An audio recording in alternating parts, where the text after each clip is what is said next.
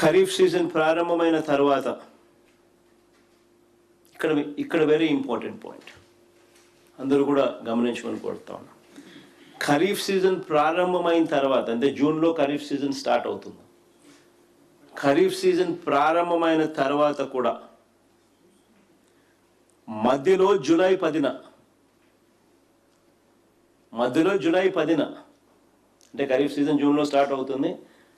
Kharif season ప్రారంభమైన తర్వాత July 10న kharif season మధ్యలో జూలై 10న పంటలకు నీళ్ళు ఇస్తామనంటూ ఇదే ప్రకాశం బ్యారేజ్ లాకుల వద్ద నీళ్లు విడుదల చేస్తున్నట్లుగా పోజులు ఇచ్చి ఫోటోలు దిగి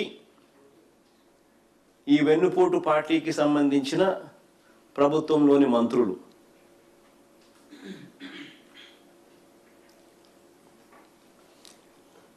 ఈ మాదిరిగా పబ్లిసిటీ స్టంట్ చేశారు.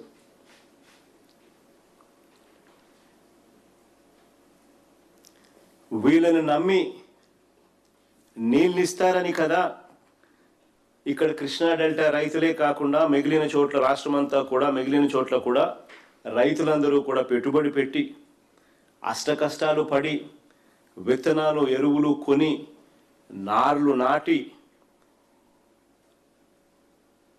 వ్యవసాయం లేకి వేగంగా అడుగులు ముందుకు వేశారు. ఇవాళ వేసిన నార్లన్నీ కూడా ఎండిపోయిన పరిస్థితి, ఎండుతా ఉన్న పరిస్థితులు.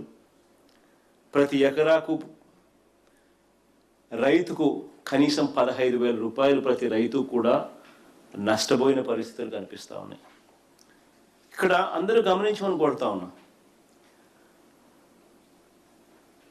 ఎల్నినో ఎఫెక్ట్ ఉందని తెలుసు.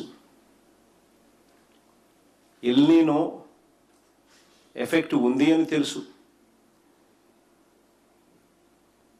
జూన్లో డెఫిసిట్ రెయిన్స్ పడ్డాయి అని తెలుసు.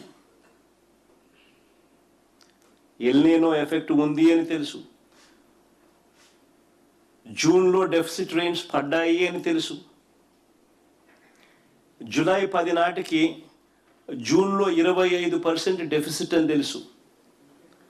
జూలై 10 నాటికి జూలై నెలలోనే 66% డెఫిసిట్ అని కూడా తెలుసు. మరి ఇలాంటి పరిస్థితుల్లో వీళ్ళు పోజులు ఇచ్చి అటు చూడ మాటలు కూడా అలా గజెట్ పేపర్ ఈనాడులో రాసిన మాటలు కూడా వీళ్ళు ఏమన్నారంటే ప్రతి ఎకరాకు కాలువ చివరి వరకు నీరు ఇవ్వడానికి చంద్రబాబు సంకల్పించాడు అని చెప్పి.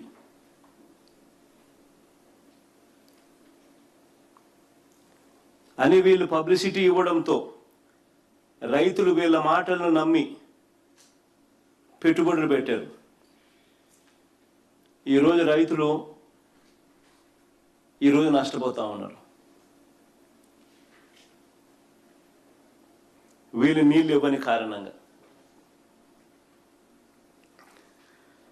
ఒకవైపు వర్షాలు లేక సంక్షోభం వస్తే